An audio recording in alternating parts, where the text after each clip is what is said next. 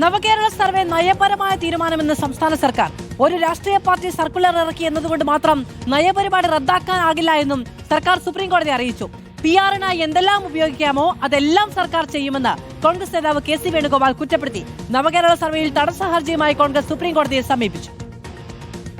Supreme കോടതിയിൽ നൽകിയ അപ്പീലിൽ സംസ്ഥാന സർക്കാരിന്റെ വാദങ്ങൾ ഇങ്ങനെ: സർക്കാരിന്റെ നയപരമായ തീരുമാനത്തിൽ കോടതിയുടെ ഇടപെടൽ പരിമിതമാണ്. ഹർജിക്കാർ ഉന്നയിക്കാത്ത ആവശ്യങ്ങളിലാണ് ഹൈക്കോടതിയുടെ വിധി.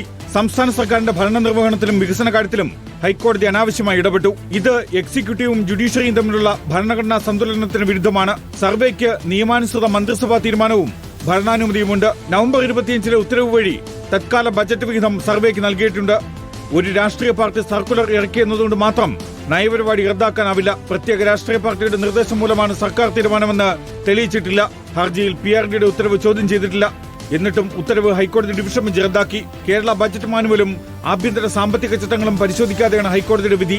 2 മാതൃകാ പെരുമാറ്റച്ചട്ടങ്ങളുടെ ഇടവേള സർക്കാർ ഉത്തരവ് റദ്ദാക്കാനുള്ള കാരണമല്ല എന്നുമാണ് സർക്കാർ സുപ്രീം കോടതിയിൽ നൽകിയ അപ്പീലിൽ ഉയർത്തുന്ന വാദം. നവകേരള സർവേയെപ്പറ്റി മുഖ്യമന്ത്രി പറഞ്ഞത് രാഷ്ട്രീയമെന്ന് Congress general secretary KC Venugopal കുറ്റപ്പെടുത്തി.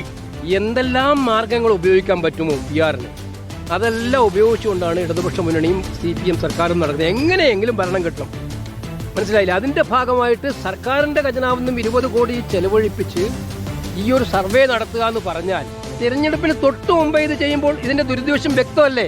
Legal desk reporter.